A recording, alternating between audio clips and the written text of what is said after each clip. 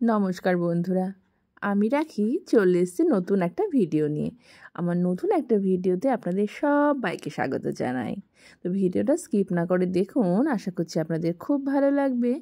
বাজে এখন সন্ধ্যা 6:30, আর ভাবছেন এই সন্ধ্যা 6:30টায় মানে অনেকটাই এখন শীতকালে রাত হয়ে গেছে, এই সময় আমি বাসে করে ছেলেকে নিয়ে কোথায় যাচ্ছি?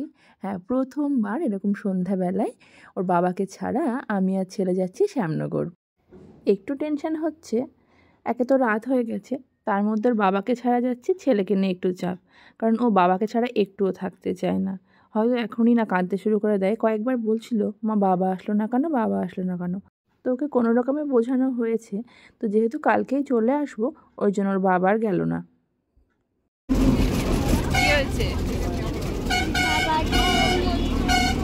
আমরা কালকে বাড়ি চলে যাবো তো, হ্যাঁ আমরা কালকে বাড়ি চলে যাবো তো, শুধু আজকে রাতটা। সত্যি? তুমি কাঁদছো কেন তাহলে? হ্যাঁ, বাবা যেন মন খারাপ করছে, আমরা কালকে বাড়ি চলে আসবো, ঠিক আছে? বাজে এখন 7:15, আর 10 মিনিট পরেই আমরা নেমে যাব।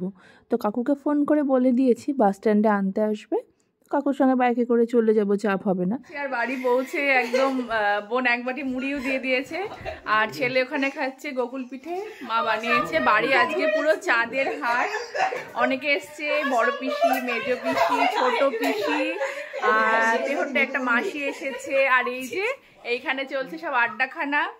এই যে ভাই আমাদের আজকের চাঁদের হাটের মধ্যমণি, আর ছোট পিসির মেয়ে, একটা মামার মেয়ে, আর এটা হচ্ছে বোন। তো এখন আমার মেয়ে বলেনি, মামার মেয়ে বলেছে। তো এখন এখানে গল্প হচ্ছে, আড্ডা হচ্ছে, আর সেলফি তোলা হচ্ছে। এটা হচ্ছে পরের দিনের সকাল। কাল রাতে এত পরিমাণে গল্পে মেতেছিলাম, আর কোনো ভিডিও করা হয়নি। কি কাটা হচ্ছে মেশো? এই পালং শাকের চচ্চড়ি হবে, কাঁকড়া দিয়ে পালং শাকের তরকারি হবে, বাঁধাকপি মাছের মাথা দিয়ে হবে। মেশো খুব ভালো সবজি কাটতে পারে। এখানে মাসি কাটছে ছোলার শাক। হ্যাঁ, মেশো তো আমাদের বাড়িতে গিয়েও সবজি কেটেছিল। ওদের তো তরকারি খাওয়ার টাইমই নেই, তরকারি কাটবো কি, তাড়াহুড়ো করে খাওয়া দাওয়া। আমরা একদিন ছিলাম তো, হ্যাঁ, আমাদের একটা সবজি, ডাল ভাজা, আর মাছ নালে মাংস নালে ডিম। কোথায় গিয়েছিলি? কি আনতে? চিপস কিনেছিস? আমি বললাম এই গাড়ির স্পিড বেশি দেখেছো তোমার গাড়ি, আমি জানি, আমি তো, তুমি তো কিছু জানো না, সেটা আমি আগে থেকেই জানতাম, তুমি কিচ্ছু জানো না। আমি জানি স্পিড বেশি, তুমি জানো না। সকালবেলায় চিপস কিনে নিয়ে এসছো তুমি, একদমই ভালো করোনি। দিকে গিয়েছি, তোমাকে বললাম রাস্তার দোকানের দিকে, তুমি এদিকে গেলে কেন? তুমি এদিকে শিয়াল টাল দেখতাম, তুমি দোকানের দিকে যাবো, শিয়াল আজকে দেখার দরকার নেই।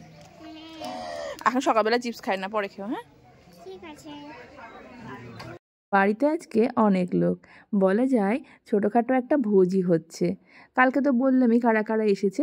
তো কালকে 3টে পিসি এসেছে, আজকে বাদবাকি 2টো পিসি, সেজো পিসি আর 9 পিসি আসবে। এত সবাই কেন আজকে, আর এত ভোজ কেন, সেটাও আপনাদের বলবো, একটু পরেই বলছি। তো রান্নাঘরের মধ্যে কাকিমা কিছু রান্না করছে, আর বাইরে একটা গ্যাস সেট করে বাদবাকিটা মেশো করে নিচ্ছে। আর এদিকে স্নান টান করে আমি ভাইয়ের ব্যাগটা একটু গুছিয়ে দিচ্ছি। ওর ব্যাগটা মোটামুটি সবই গোছানো আছে, বাদবাকি শুকনো খাবার দাবারগুলো একটু ঠিকঠাক করে প্যাক করে দিচ্ছি। এর আগে আপনাদের একটা ভিডিওতে একটা সুখবর দিয়েছিলাম যে ভাই চাকরি পেয়েছে সেন্ট্রাল গভর্নমেন্টের, ভাই বিএসএফের মধ্যে চাকরি পেয়েছে। তো আজকেই সেই দিন, ভাই আজকে রওনা দেবে। তো আজকে হাওড়ায় থাকবে, হাওড়া থেকে কালকে ওর ব্যাঙ্গালোরের উদ্দেশ্যে ট্রেন। পিস্তু তো দিদির বাড়িতে থাকবে, তারপরে কালকে ওখান থেকে ট্রেন ধরবে। কাকু আর ভাই যাবে আজকে এখান থেকে। তোর ব্যাগটা ঠিকঠাক করে একবার একটু গুছিয়ে দিচ্ছি, সব কিছুই ওর গোছানো হয়ে গেছে, তবু ঠিকঠাক করে একবার দেখে নিচ্ছি কোথায় কী আছে, ঠিকঠাক করে নিয়েছে কি না। তো ভাই হচ্ছে আমাদের বাড়ির একটাই ছেলে, মানে আমরা 3 বোন, আর কাকুর 1 ছেলে 1 মেয়ে, তো আমাদের 4 বোনের একমাত্র ভাই। তো তো সেই ভাই আমাদের চাকরি পেয়েছে, বাড়ির সবাই তো খুবই খুশি।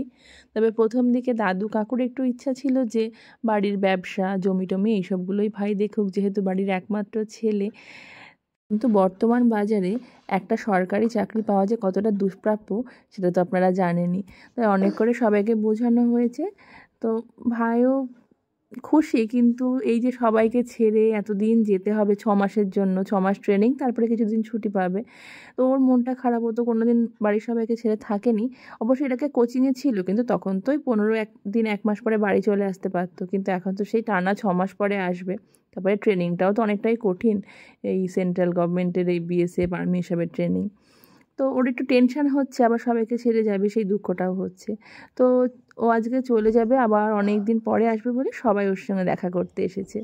তো পিসিরাও এসেছে, আমরাও এসেছি। এই যে আমার ছোটো পিসি, এটা পিসি, এটা মেজো পিসি, পিছনে ছোটো পিসি মশাই, এটা মামার মেয়ে, এটা বড় পিসে মশাই, ওখানে বড় পিসি বসে আছে, সেজে পিসি বসে আছে, আর চেয়ারে কাকু বড়দি। আর আমি এখানে ছেলেকে ভাত খাওয়াচ্ছি। ভাই একটু পরেই বেরোবে, তাই ওর সঙ্গে ছবি টবি কিছু তুলে নিচ্ছি, কিছু ভিডিও করছি। এখানে বড়দি, ছোটদি, আমি বোন, আমরা 4 বোন। এই যে আমাদের 4 বোনের একমাত্র ভাই। তো ওর সঙ্গে সমস্ত ছবিগুলো তুলছি, সবার সাথে ছবি টবি তোলা হচ্ছে, পিসিদের সাথে, সবার সাথে। ও রেডি হয়ে গেছে যাওয়ার জন্য। এই 2:30টার দিকে গাড়ি আসবে পলাশী থেকে, 3:30টার সময় ট্রেন। এই যে আমার 5টা পিসি, ভাইয়ের পাশে বড় পিসি, ছোট পিসি, এটা সেজে পিসি, ওটা মেজে পিসি, এটা পিসি।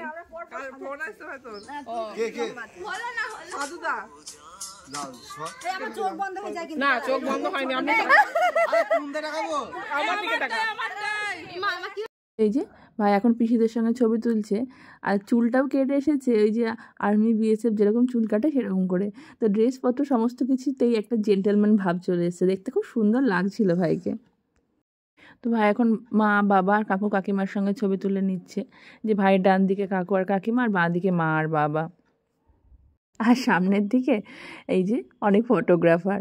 তো আজকে সবাই ছবি তুলতে আর ছবি তোলাতে ব্যস্ত। আর এবার পালা হচ্ছে একমাত্র মামার সঙ্গে ভাগ্নেদের। এই যে আমার ছেলে, ছোটদির ছেলে মেয়ে, আর বাঁ দিকেরটা বড়দির ছেলে। আর সব শেষে বাড়ির প্রধান দাদুর সঙ্গে ভাইয়ের ছবি।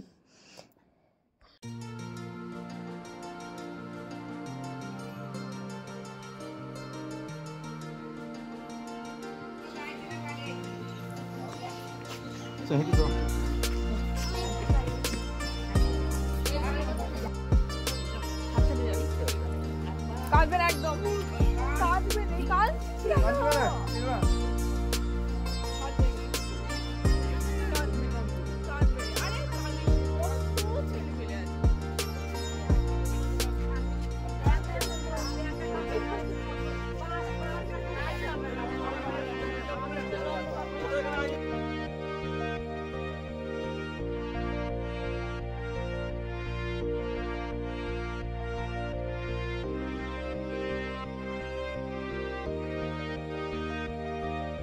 আর এই যে আমার পরিবার। সামনে আমাদের এখানে একটা মন্দির আছে, তো সেখানে প্রণাম টনাম করে ভাই গাড়িতে উঠবে।